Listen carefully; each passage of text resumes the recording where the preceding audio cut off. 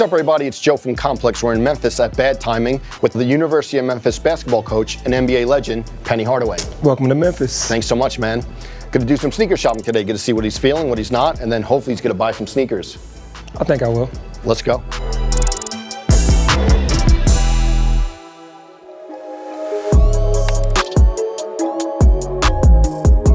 Penny, I want to take it all the way back when you started playing in the NBA. Some earlier models, you had the Air Flight 1 and the Air Go LWP, but this was like when you were gearing up to sign to Nike, or like you had just signed. What about those models before these signatures? Those models laid the foundation. Yeah. You know, I love those sneakers. I actually need to get those again. Yeah.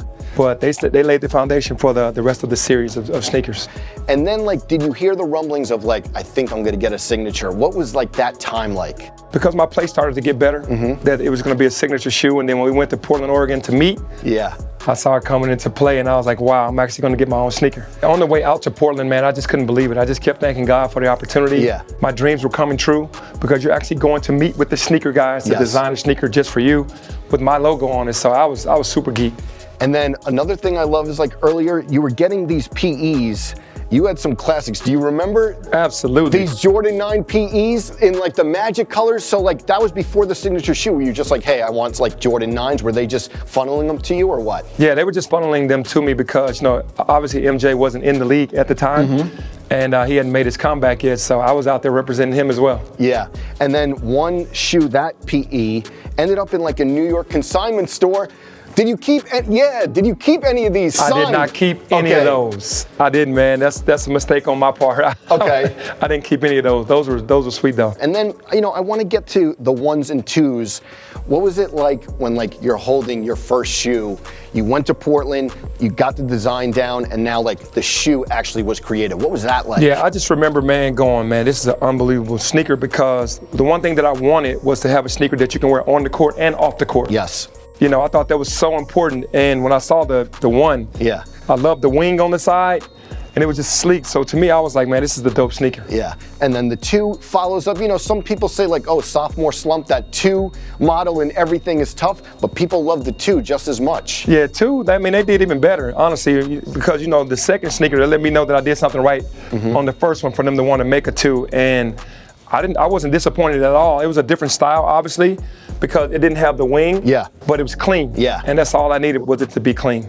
Decades later, years later, you see like Social Status, James Whitner, you see Stussy, these brands collaborating on these models. What's it like to see the staying power of your signature shoes? Man, it's unreal, because to be able to have the collabs with Social Status and Stussy is, come on, man, that's history. I'm a part of history.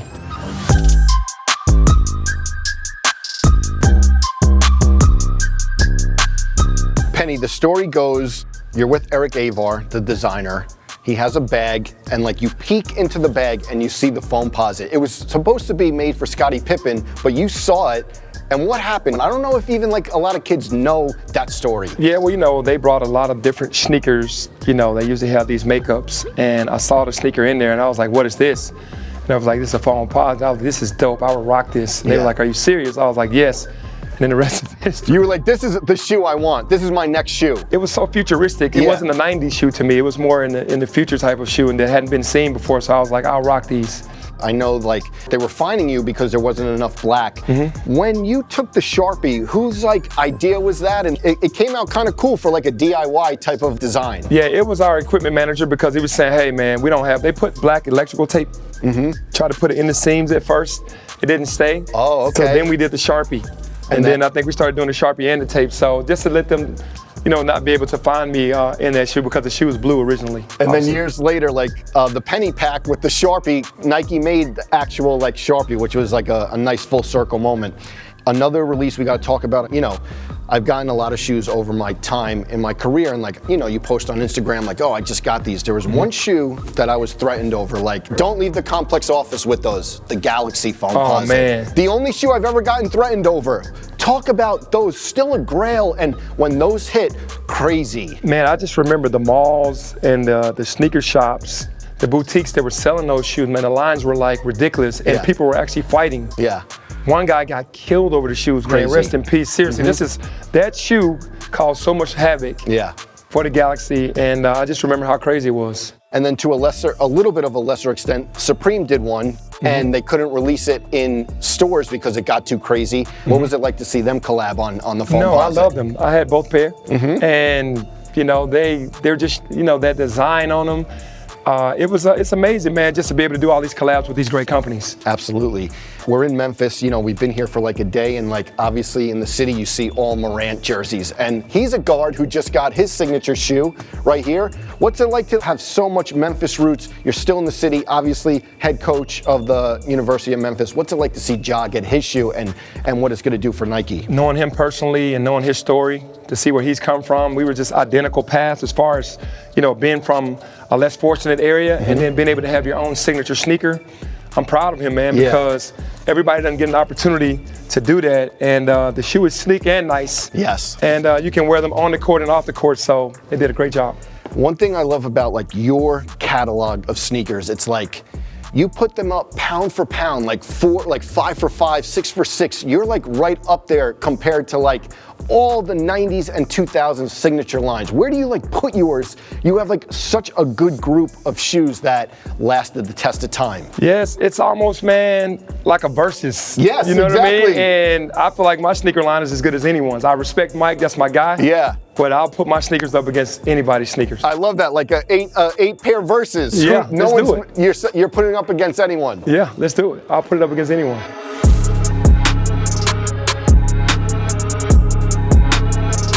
We mentioned Jordan in the last section, but one moment that really sticks out. Jordan is so competitive. I think his kids have been like, we used to have people sleep over if you weren't wearing Jordans. He was like, you have to take them off. But there was one pair of shoes that he wore that were not his, the Air Flight 1, 1995 playoffs. What was that like for you to see that? You were playing against him and like him to wear a shoe that you made popular. Yeah, that was weird because when I got into the game, I didn't look at his feet until very late into the game. And when I looked down, I was like, wow, he got on the Flight 1s. I thought that was amazing. And did it like mess with your head at all? Like, did you guys talk about it or like? We never talked about it. Okay. He just called Nike and said, hey, send me some of Penny's shoes. The shoes that he's wearing, I'll wear those. Very shocking. Yeah, I'm honored by that because MJ, he's so competitive. He's not gonna, I don't know why he didn't wear one of his older versions, but I'm honored. Absolutely. We got to talk to ad campaigns, in Memphis. We got a piece of history here. What is this guy? Oh, wow. What does this guy mean to you?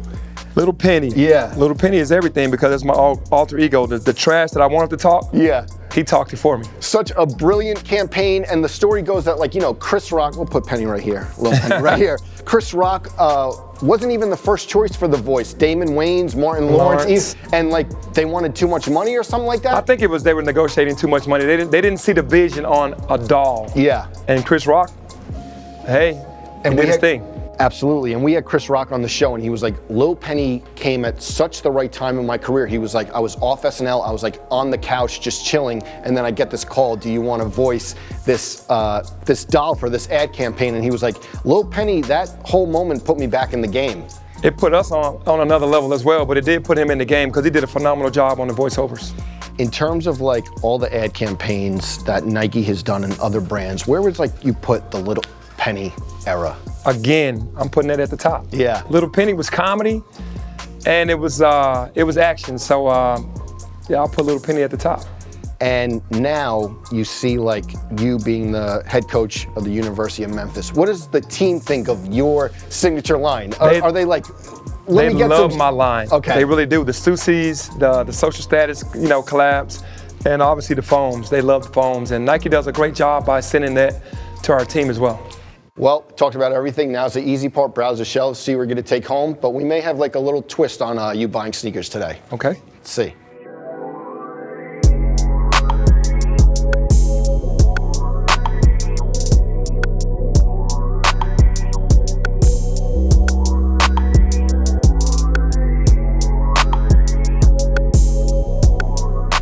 And you know what? I really want to give a full-size run of my sneaker line to a charity of our choice. What do you think about that? I think that sounds great, man. Let's do it.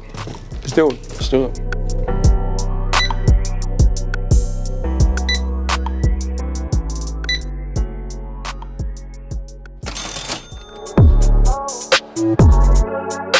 So, Penny came through. We went through the history. Thanks so much for taking the time. Man, thanks for having me. Great cause. a charity of his choice is getting a full-size run of his signature sneaker, you know where to find him, the Sidelines, University of Memphis, and also make sure you keep up with the 1 Cent Foundation. Thanks again. Well, thanks for having me.